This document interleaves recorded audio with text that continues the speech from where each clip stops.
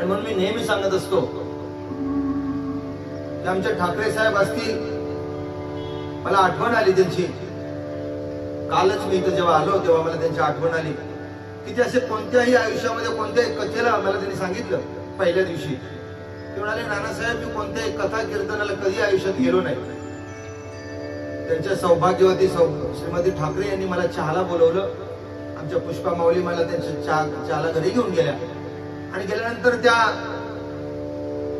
श्रीमती ठाकरे यांनी मला चहाला बोलवलं. घरामध्ये त्यांच्या तर श्रीयुत ठाकरे बाहेर होते. म्हणजे मी घरात गेल्यानंतर ते बाहेर गेले. मला फार थोडस मनामध्ये खजील वाटलं. मी म्हणाल कुठे गेले म्हणजे साहेब, मी बघितलं होतं ते बाहेर गेले. तेव्हा ते त्या माऊली म्हणाले, या ना हो, गुरुजी आले, या ना हो. तेव्हा मग ते आत आले आणि आत आल्यानंतर ते बसले आणि बसल्यानंतर मला म्हणाले की नानासाहेब तसं पाहायला गेलं तर माझं काही पिंड नाही कथा कीर्तन ऐकणं.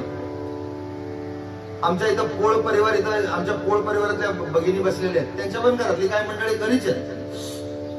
काल त्यांच्या घरात राष्ट्रीय सेवक संघाचे अध्यक्ष मोहनराव भागवत आले होते. तर मी म्हणालो मला का नाही बोलवलं? त्या भागवतांना दुसरं काय पाहिजे, भागवत करणारा कथाकार पाहिजे. उलट ते इथं कथेला आले असते.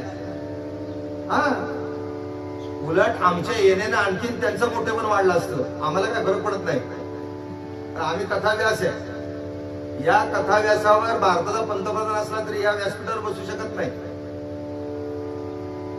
परंतु या पोळ घराण्यामध्ये एक परंपरा आहे.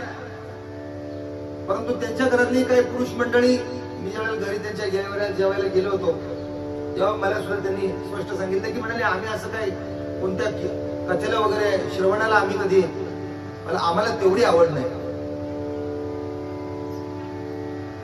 परंतु समोरच असल्यामुळे ठाकरे साहेबांनी मात्र कबूल केलं की नानासाहेब या वर्षी तुमची कथा मी ऐकली आणि तुमच्या कथेच्या प्रेमात मी पडलो. दुसऱ्या दिवसापासून 6 दिवस इथं ठाकरे साहेब माझ्यासमोर खुर्चीवर दररोज कथेला येऊन बसत होते. काय आयुष्याचं बघा असेल गणित. आयुष्यभर त्यांनी कथा ऐकली नाही, परंतु शेवटचा क्षण गोड व्हावा आणि म्हणून का काय गेल्या वर्षी त्यांनी संपूर्ण कथा एक दिवस घरातून, मी म्हणले घरातून ऐकली आणि म्हणून तुमची कथा मी ऐकायला उद्या येऊन बसणार. मी म्हटलं समोर नाही म्हणले, समोर नाही पाठीमागं पण पूर्ण वेळ बसणार. आणि 7 दिवस त्यांनी कथा श्रवण केली आणि ते आपल्यातून देवलोकात बघा त्यांची आठवण करणं ही सुद्धा त्यांना आदरांजली आहे. जाता जाता माणूस काय करून जातो याची आठवण पाठीमागे राहिलेला समाज काढतो. भले आयुष्यभर नाही आपल्याला काय जमलं, आपल्याला आयुष्यभर नाही जमलं, परंतु एकदा का माणसाला कळलं ना की आपलं हित कशात आहे आणि आपला घात कशात आहे, आपलं वाईट कशात आहे आणि आपलं भलं कशात आहे, हे एकदा जर माणसाला कळलं ना तर त्यांना कंबर खोचून त्या चांगल्या ठिकाणी येऊन बसलं पाहिजे. मी चांगल्या ठिकाणी म्हणतोय, मी कथेलाच म्हणतोय असं नाही, कथेलाच येऊन बसलं पाहिजे असा माझा आग्रह नाही, पण चांगल्या ठिकाणी येऊन बसलं पाहिजे.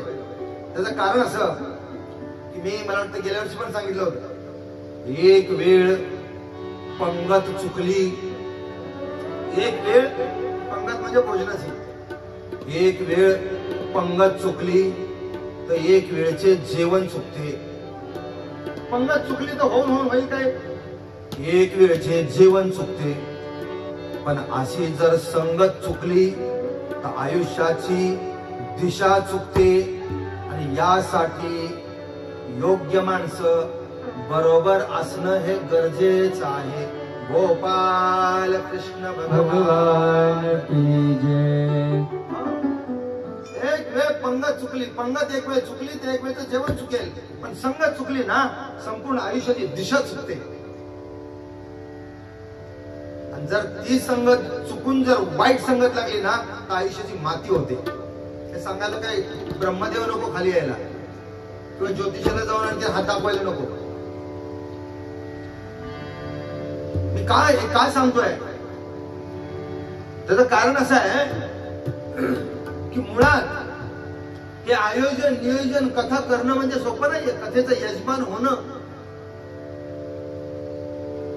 बहुत सुकृताची जोडी, बहुत सुकृताची जोडी, बहुत सुकृताची जोडी, बहुत सुकृताची जोडी, बहुत सुकृताची जोडी म्हणून विठ्ठले आवड, बहुत सुकृताची जोडी म्हणून विठ्ठले आवड, बहुत सुकृताची जोडी म्हणून विठ्ठले आवडी, बहुत सुकृताची जोडी म्हणून विठ्ठले आवडी.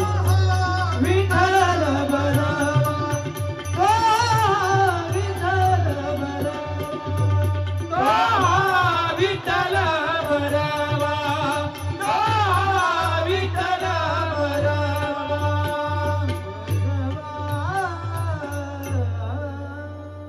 बहुत सुकृताची जोडी, बहुत सुकृताची जोडी. सुकृत म्हणजे पुण्य. मंडळी तुम्ही तर पुण्यवान आहेच, पण तुमच्यापेक्षा आमची ही सगळी बसलेली जे 5 पांडव आहेत ना, हे पण पुण्यवान आहेत. का तर तुम्ही इथं बसलात ना, म्हणून ते इथं आलेत मुंबईवरनं. आणि हे पुण्यवान आहेतच, पण यांच्यापेक्षा ना मी पण पुण्यवान आहे. तुम्ही आहात म्हणून हे आहेत आणि हे आहे म्हणून हे व्यासपीठ आहे. आणि मी तर पुण्यवान आहेच, पण मी आलो म्हणून हे स्पीकरवाले आहेत. स्पीकर कोणासाठी वाजवला असता? आपण सगळेच पुण्यवान आहोत, पण आपल्या सर्वांपेक्षा जे कथेचे यजमान आहेत हे अधिक पुण्यवान आहेत. गोपाल कृष्ण भगवान की जय. बहुत सुकृताची जोडी.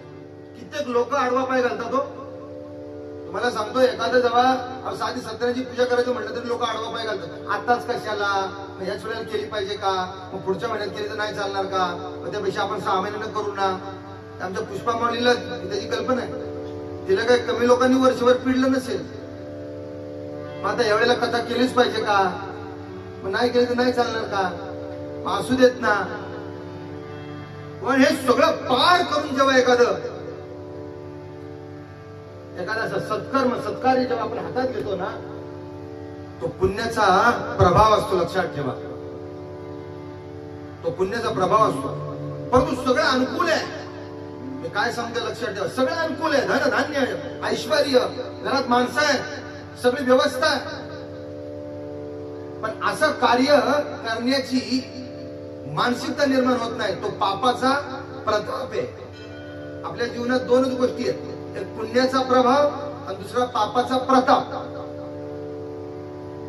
यजमानपद आपल्याकडे घेणं, इथं बऱ्याच मंडळींनी यजमानपद घेतलं असेल. याच्या आधी कथा इथं बरेच वर्ष चालते. आपल्या गजानन महाराजांच्या कृपा आशीर्वादानं हे स्थान अतिशय पवित्र झालेलं आहे. मी तुम्हाला सांगेन, त्याला अधिष्ठान आपल्या महाराजांचं आहे.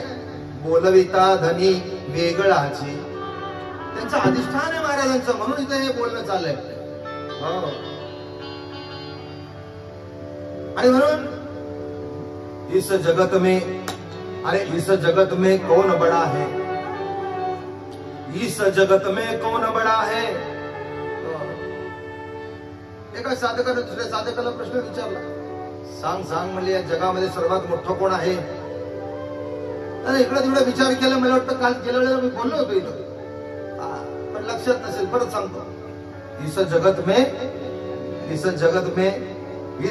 में पृथ्वी बड़ी है, असं त्याने सांगितलं.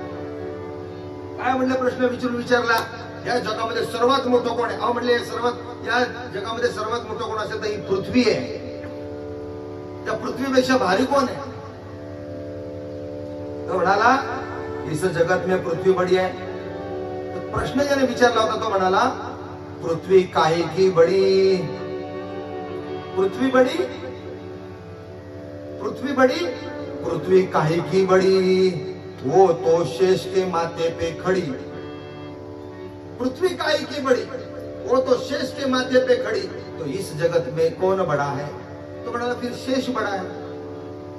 शेष बड़ा है, शेष बड़ा है. शेष काहे का बड़ा, वो तो शंकर जी के गले में पड़ा, वो तो शंकर जी के गले में पड़ा। तो इस जगत में कौन बड़ा है? तो शंकर जी बड़ा। शंकर जी काहे का बड़ा? अरे शंकर जी काहे का बड़ा? वो तो हिमालय पर खड़ा, वो तो हिमालय पर खड़ा। तो कौन बड़ा है? तो हिमालय बड़ा है। कौन बड़ा है? हिमालय बड़ा। ते दोघे बघा बसले तिथं राम लक्ष्मण, दोघे विचारात पडले बापरे, कौन बड़ा है? कौन बड़ा है? हिमालय बड़ा है। अरे हिमालय काहे का बड़ा? हिमालय काहे का बड़ा? उसको तो रावण ने उखाड़ा, उसको तो रावण ने उखाड़ा। तो इस जगत में कौन बड़ा है? तो फिर क्या करेगा भाई? इस जगत में तो रावण बड़ा। रावण बड़ा? रावण काहे का बड़ा? रावण काहे का बड़ा? वो तो प्रभु श्री राम के एक तीर से पड़ा। तो कौन बड़ा? इस जगत में कौन बड़ा? तो प्रभु राम बड़ा। बोलो श्री रामचंद्र भगवान की जय। इस जगत में कौन बड़ा? प्रभु श्री राम बड़ा। राम काहे का बड़ा? अरे तो राम से कौन बड़ा है? राम काहे का बड़ा? वो तो श्री हनुमान जी के हृदय में खड़ा। प्रभु राम काहे का बड़ा? प्रभु राम तो भगवान हमारे प्रभु श्री हनुमान जी है, वायुपुत्र हनुमान, उनके हृदय पर खड़ा है। तो कौन बड़ा है? तो हमारे हनुमान जी बड़े हैं। हमारे कौन बड़े हैं? बोलो भाई बोलो, कौन बड़े हैं? हनुमान जी बड़े। अरे हनुमान जी काहे के बड़े? हनुमान जी काहे का बड़ा? हनुमान बड़ा? हनुमान जी काहे का बड़ा? उसी के मुख में तो राम नाम घड़ा। उसी के मुख में राम नाम घड़ा। किसके मुख में? हनुमान जी के मुख में। क्या क्या घड़ा? राम नाम। तो इस जगत में कौन बड़ा? राम नाम बड़ा। श्री राम जय जय राम, श्री राम जय जय राम, श्री राम जय जय राम, श्री राम जय जय राम, श्री राम जय जय राम, श्री राम जय जय राम, श्री राम